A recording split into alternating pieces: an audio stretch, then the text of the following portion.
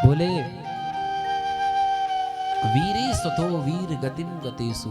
जब उन कौरवों को और पांडवों का युद्ध हुआ तो वीर महावीर बड़े बड़े वीर गतिम गतेसु सब जाने लगे। भाई कर्ण जैसा वीर कौन हो सकता है बताओ।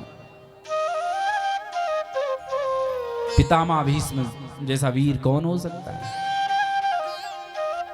गुरुदेव द्रोणाचार्य जैसे महावीर कौन हो सकते हैं बताओ। जब कौरव और पांडवों का युद्ध हो रहा था तो जो लास्ट में जब सारे कौरव मारे गए तो वृकोदरा विद्य गदा विमर्श। वृकोदर किसे कहते हैं?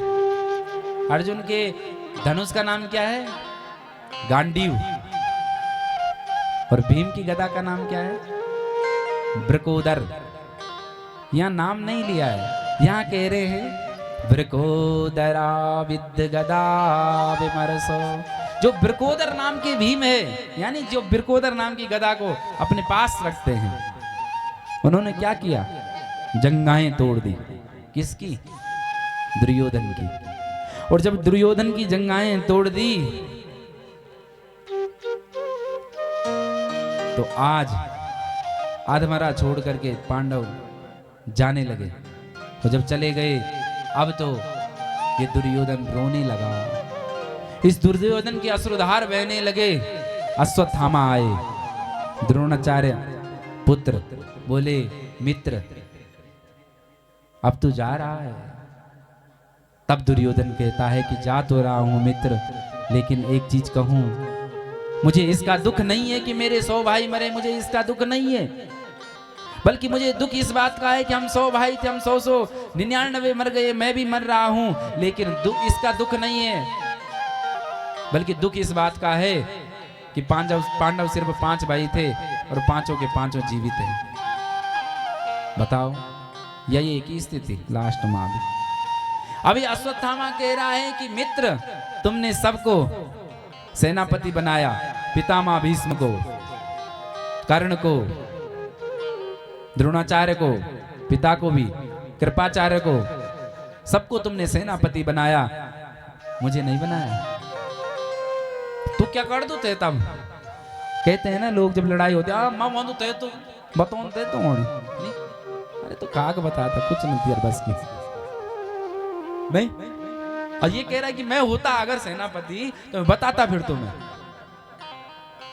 तो ठीक है, इसने अपने रक्त निकाला, उस पे तिलक कर दिया, बोले आज से तू सेनापति।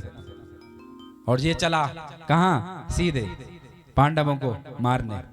पांडवों को मारने रात्रि में गया, लेकिन पांडव तो नहीं थे, लेकिन पांडवों की द्रौपदी की 5-5 संतानें, 5-5 बच्चे सो रहे थे। रात को धड़ से सिर अलग कर दिया, मुंडियां लेकर के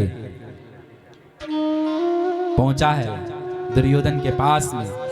और दुर्योधन ने कहा क्या किया तूने ये? बोले मैं पांडवों को मार करके लाया।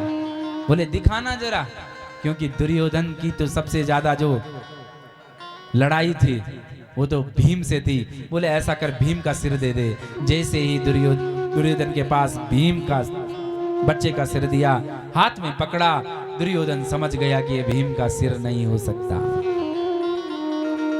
क्योंकि जैसे उसने दबाया वो एकदम से चकनाचूर हो गया। बोले भीम इतना नाजुक नहीं है। अब तो दुर्योधन रोने लगा, अश्रुधार बहाने लगा। अब और दुख हुआ कि सुनना, हे अश्वत्थामा तूने तो महापाप कर दिया। मेरा पांडवों से बैर था, पांडव के पुत्रों से बैर नहीं था। अरे तूने तो हमारे कुल में जलांजलि देने वाला भी कोई नहीं छोड़ा, इसके बाद कोई संतान नहीं है। पांडवों के मात्र सिर्फ 5 पुत्र हैं। कहते हैं उसी दुख के साथ दुर्योधन का शरीर छूट जाता है। अब तो अश्वत्थामा डर गया, कांप गया कि पांडवों के पुत्रों को मारा है, कोई साधारण के संतान नहीं मारी है, अब तो छोड़ेंगे नहीं मुझे। भागने लगा।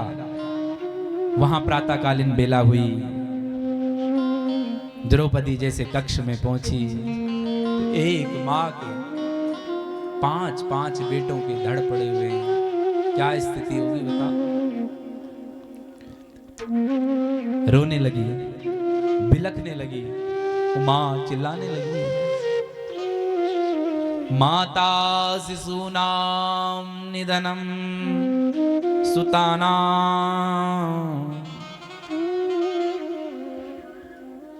निशम्य घोरम परितप्यमाना।